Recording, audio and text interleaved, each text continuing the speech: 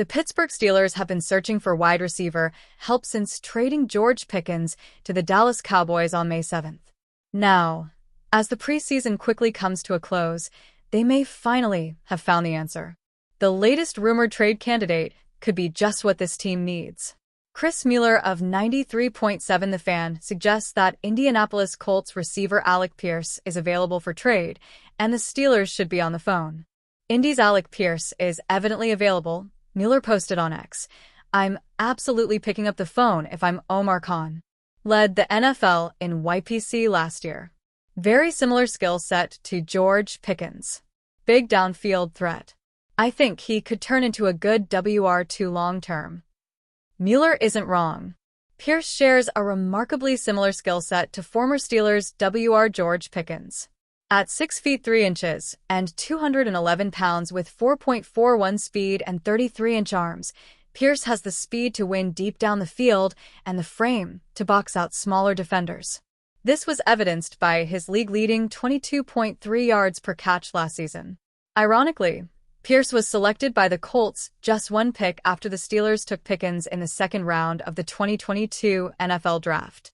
And Pierce's production isn't far behind after his first 3 seasons.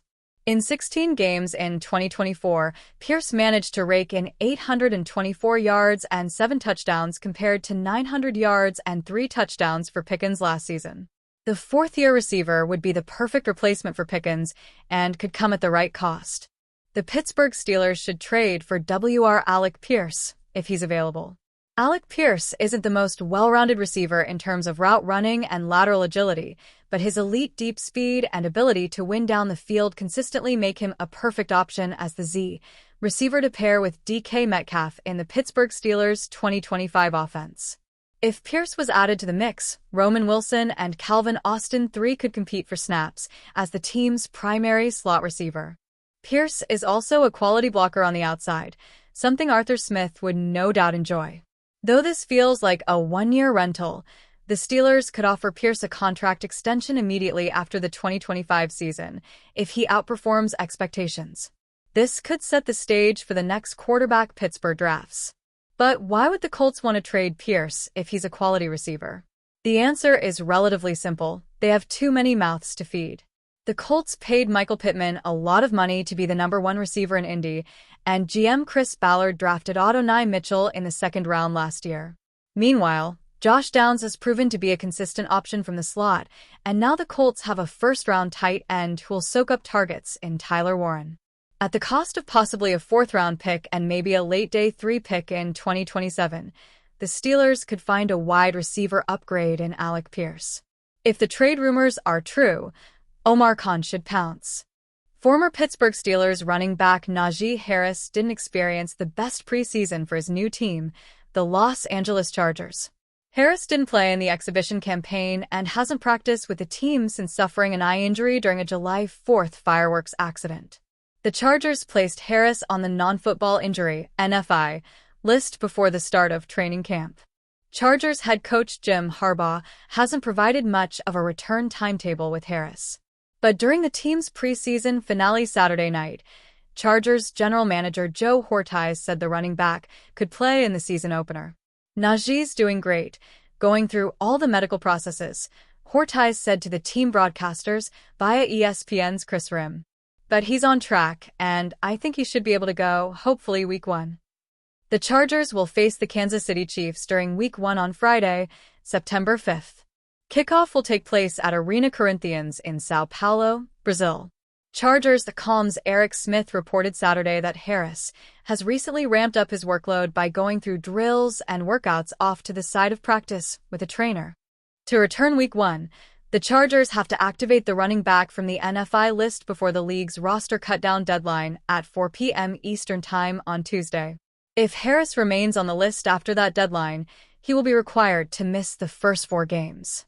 Chargers Jim Harbaugh not as specific about Najee Harris' return.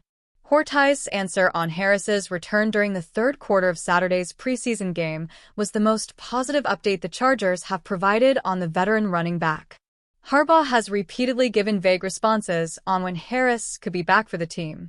The head coach did that again Friday. "When Najee's ready to play, Najee is going to be ready to play, Harbaugh said. Right now, to take it past today would be going over the legal limit. That would take you over the legal limit of what-ifs. You just take it one day at a time. Overall, though, Harbaugh has portrayed Harris's recovery as positive. I see Najee every day, I talk to Najee every day and ask, how you feeling? He says, better. My question is, better than yesterday? He said, yes, each day that I've asked him that. That is real encouraging. It just gives you hope that tomorrow will be better than today. Harris suffered his eye injury during a July 4th fireworks incident. The running back's agent, Doug Hendrickson, called it a superficial eye injury. Mystery surrounding Harris's eye injury.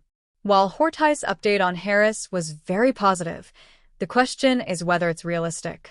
At least that's the question social media users appeared to be asking after the general manager's comments Saturday night. The likely reason behind fans doubting whether Harris could actually be ready for Week 1 is the team's secrecy with the injury since it happened. Other than a brief picture on social media, the media and public have not seen Harris and his eyes since the injury occurred. Harris appears on the field with a helmet and visor or dark glasses, making his eyes invisible to onlookers, wrote Rim. The only image of his eye is a picture posted to his Snapchat account on August 6, where Harris's right eye appears to be closed shut. Harbaugh, however, has said Harris can open his eye. But with an incredible durability reputation, there's little doubt Harris will play if he can. The running back never missed a game in 4 seasons with the Steelers. He rushed for more than 1,000 yards in all 4 of his campaigns in Pittsburgh. Last season, Harris had 1,043 rushing yards and 6 touchdowns. He also had 36 catches and 283 receiving yards. There's no doubt the Pittsburgh Steelers are going all in this season, aiming to give Aaron Rodgers a chance to ride into retirement on a high note. The Steelers exercised patience with Rodgers throughout the offseason before finally striking a deal to bring him in. However, serious questions remain about the future of the quarterback position beyond the season. Aaron Rodgers signing with the Steelers is the worst-case scenario. I think he'll play good enough, and the team will be just good enough to miss out on a franchise guy next year. One of the greatest players of the era, and one of its greatest head coaches, just years too late, ESPN's Ryan Clark said. The Steelers could very well look to swing a trade for Rodgers' eventual successor as early as the season. One intriguing option could be Anthony Richardson.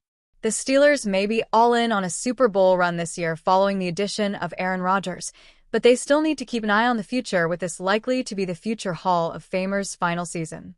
While Pittsburgh did utilize a day 3 pick on Will Howard, the 6th-rounder is a long-term project with limited upside.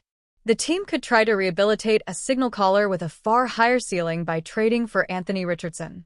With Richardson losing his starting role to Daniel Jones after a training camp battle, the Colts might be willing to move on from the athletic passer after 2 troubling seasons, Bleacher Report's Alex K. wrote. Richardson's talent and potential still draw attention.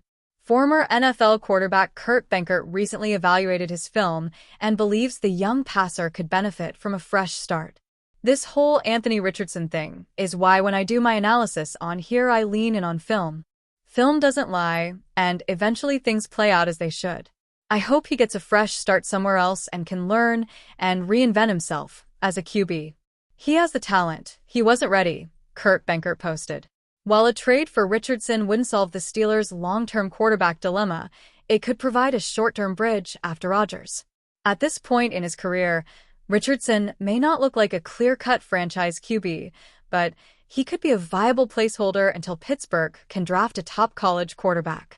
In the meantime, Richardson might be the best available option to follow in Rodgers' footsteps.